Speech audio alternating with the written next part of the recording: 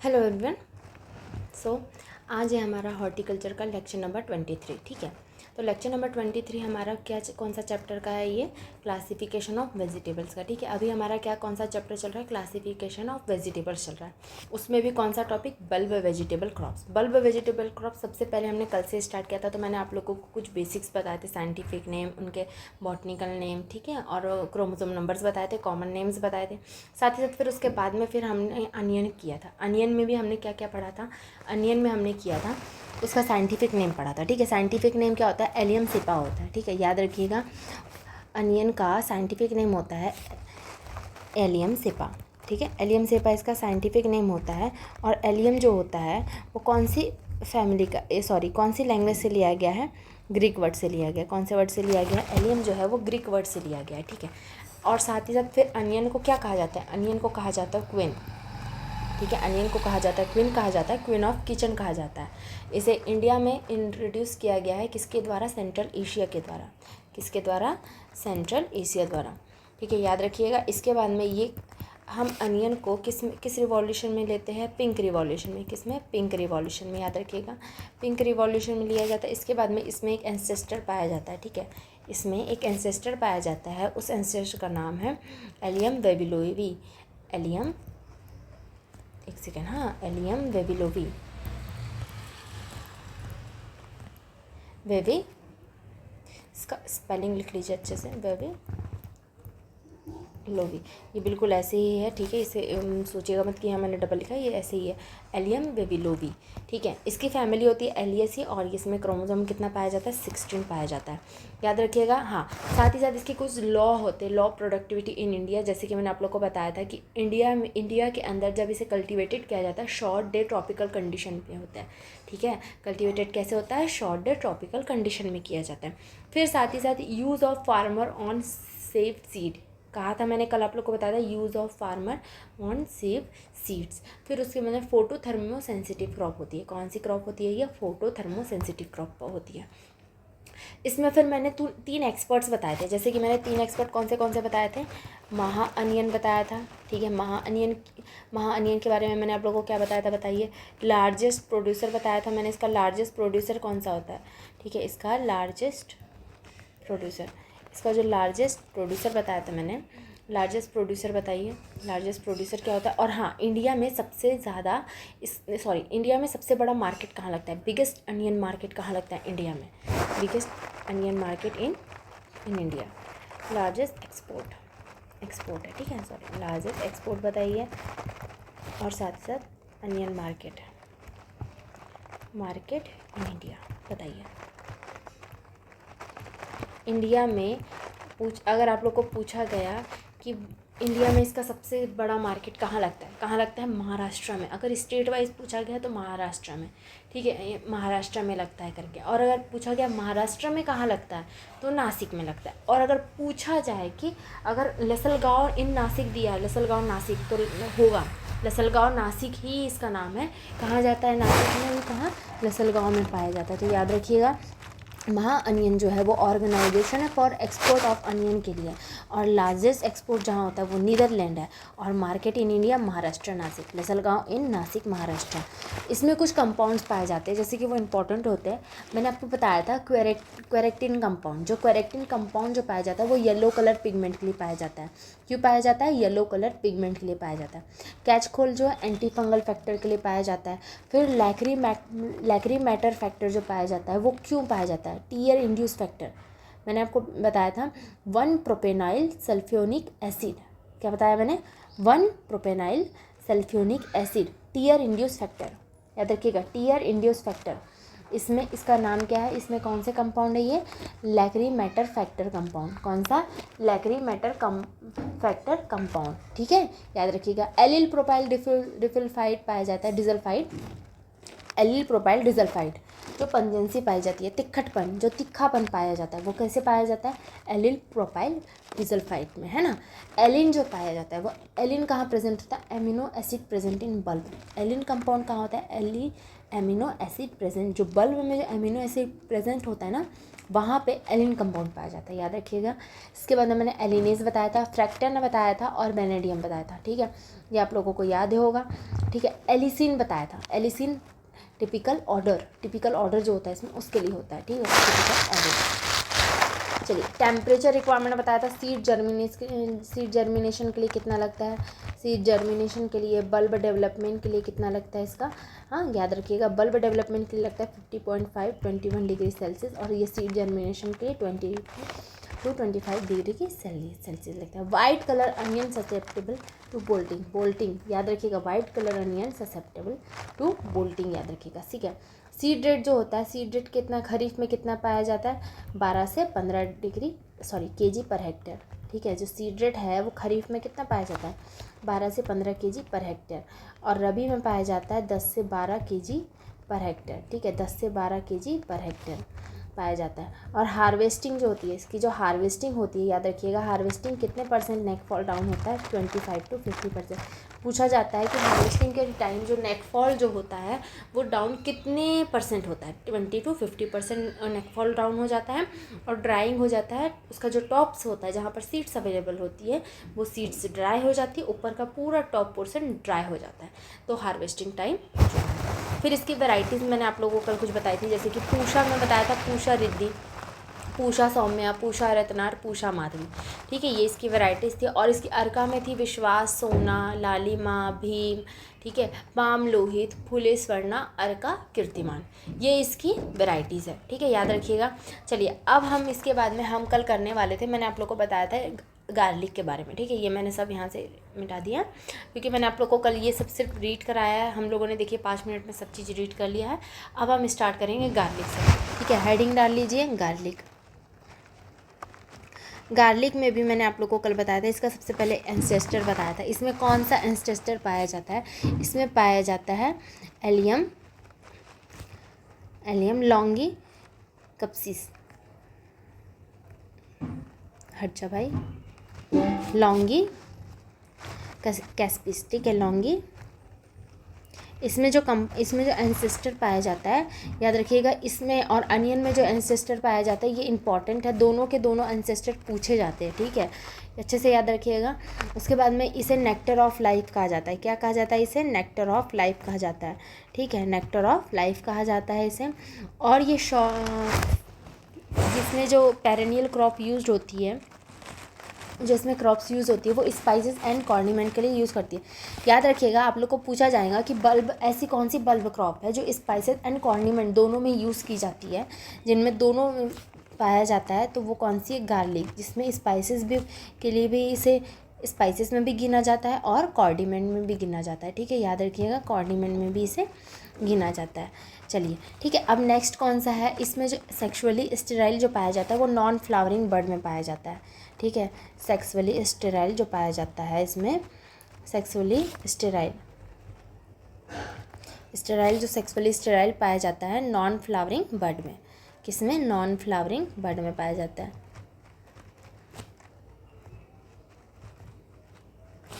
Non flowering bulb में पाया जाता है, ठीक है, याद रखिएगा ये चीज़ें। हाईली न्यूट्रिटिव है ये बल्ब जितनी भी बल्ब वेजिटेबल क्रॉप है उसमें पूछा जाएगा कि कौन सी ऐसी क्रॉप है जो हाईली न्यूट्रिटिव होती है, वो होती है गार्लिक जो होती है वो हाईली न्यूट्रिटिव होती है, ठीक है, याद रखिएगा, हाईली न्यूट्रिटिव, ठीक है, ये हाईली न्यूट्रिटिव होती है। इसमें मेडिसिनल वैल्यू पाई जाती है, ठीक है, एस्कार्बिक एसिड कंटेंट पाया जाता है जो कि ग्रीन गार्लिक में हाई होता है, एस्कार्बिक एसिड कंटेंट पाया जाता है जो कि आपको मिलेगा कहाँ, ग्रीन गार्लिक में मिलेगा, ठीक है, ग्रीन गार्लिक में पाया जाता है, कौन सा, नोट कर लीजिएगा, एस्कार्बिक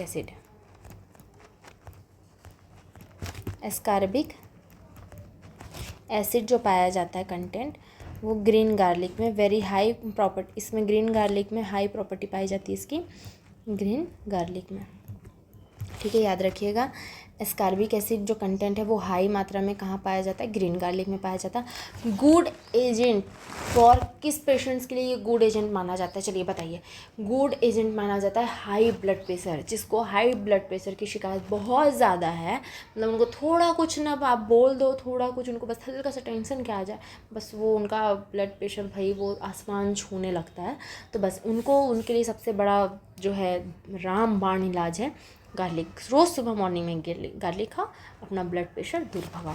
तो इसीलिए इसे कहा जाता है गुड एजेंट, गुड एजेंट कहा जाता है किसके लिए?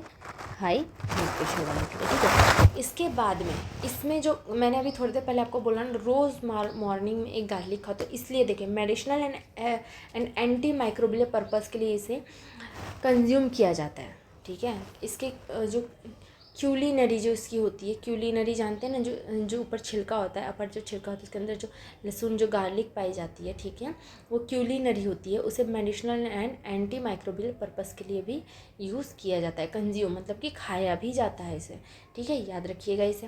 कंपाउंड पाए जाते हैं, एलिन कंपाउंड जब पाया जाता है तो एलिन कंपाउंड किस में प्रेजेंट होता है? अनइंजर्ड गार्लिक में। किस में प्रेजेंट? इन अनइंजर्ड गार्लिक में। कैसे? Colourless, odourless, water soluble amino acid present in uninjured garlic. याद रखिएगा, colourless, odourless, water soluble amino acid present in uninjured garlic. यहाँ पर मैं आप लोगों को इसको पूरा तो नहीं लिखाऊंगी, लेकिन आप लोग को मैं बोल दे रही हूँ, आप लोग लिखेंगे जैसे कि एलिन कंपाउंड लिख लीजिए सबसे पहले।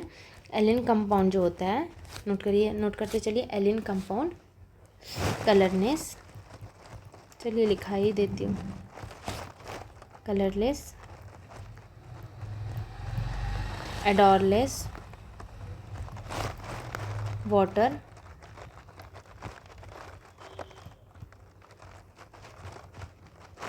Soluble amino acid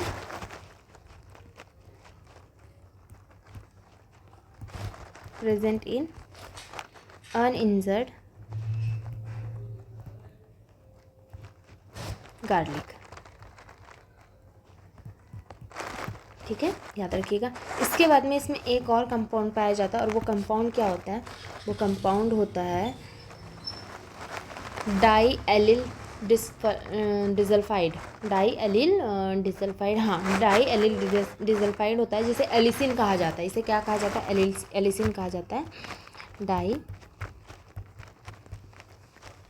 allele disulphide, जिसे क्या कहा जाता है?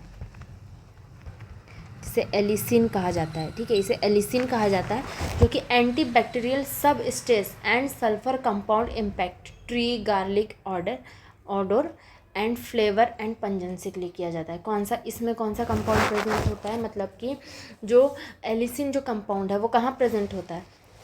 Anti bacterial substance and sulphur compound import tree garlic order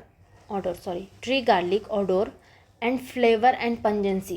याद रखिएगा, ये इंपॉर्टेंट पॉइंट है इसका, इसमें पूछा जाता है। देखिए, इसमें इतना लंबा लिखने की ज़रूरत नहीं, लेकिन याद रखिएगा इसका इम्पोर्ट जो ट्री होता है, इम्पोर्ट ट्री गार्लिक जो होता है, एक सेकेंड ना, गार्लिक ऑडर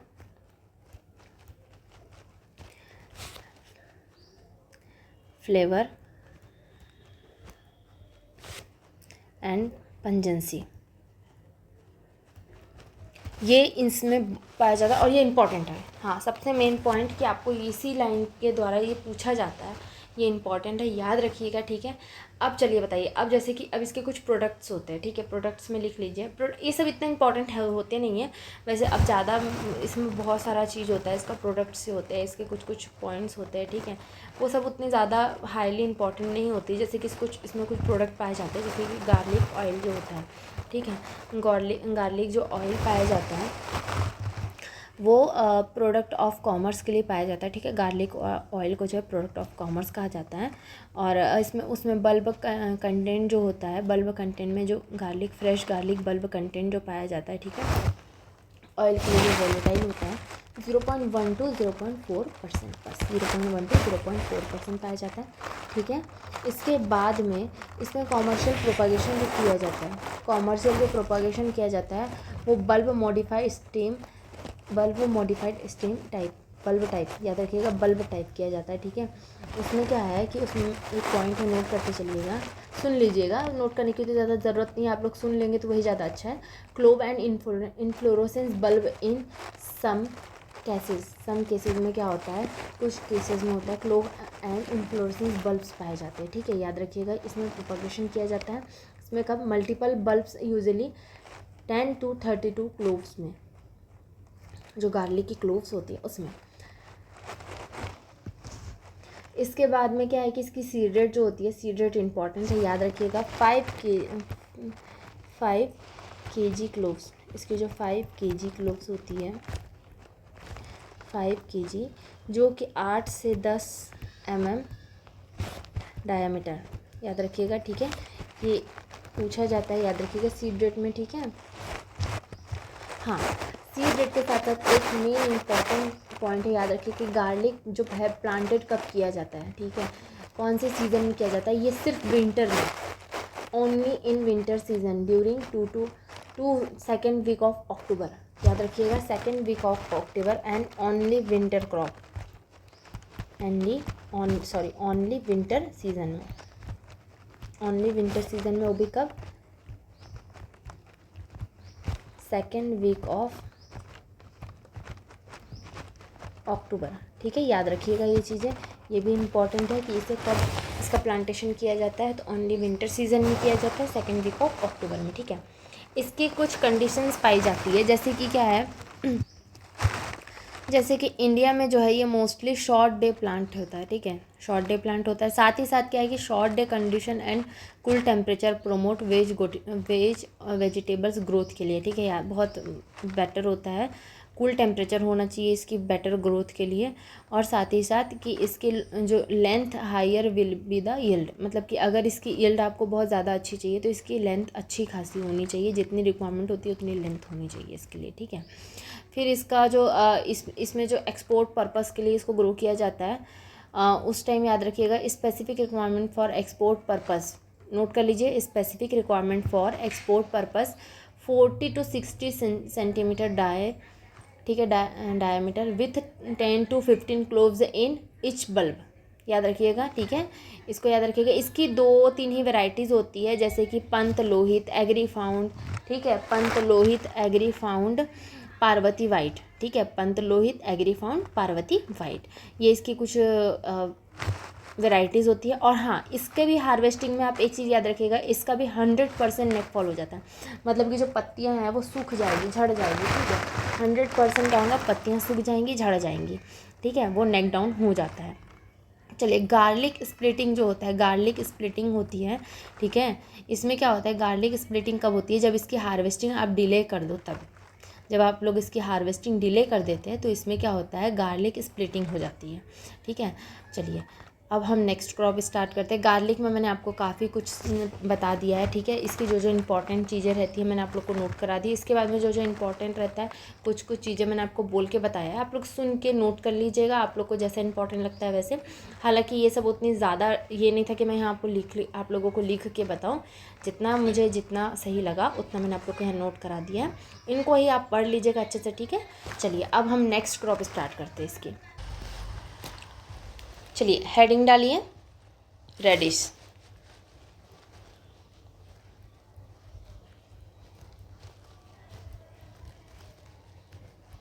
ठीक है। चलिए, रेडिश में भी रेडिश का बॉटनिकल नेम नोट करिए। रेडिश का बॉटनिकल नेम क्या होता है, रेडिश का बॉटनिकल नेम होता है रैफेनस सटाइवस। क्या होता है, रैफेनस सटाइवस, नोट करिएगा, रैफेनस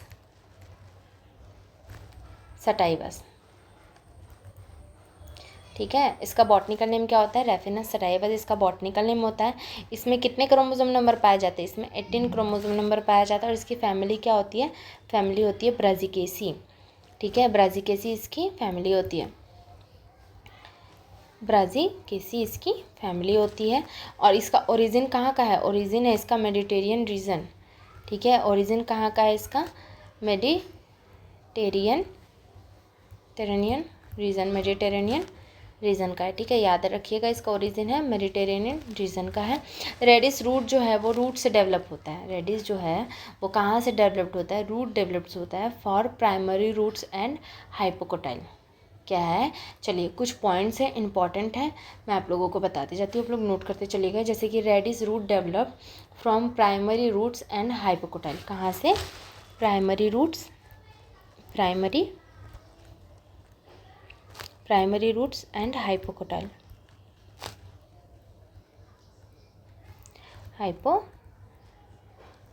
ठीक है, याद रखिएगा। जो रेडिस रेडिस जो है वो रूट से डेवलप होता है, लेकिन रूट्स कौन सी होती है, प्राइमरी एंड हाइपोकोटाइल होती है। ठीक है, याद रखिएगा ये चीज़ें।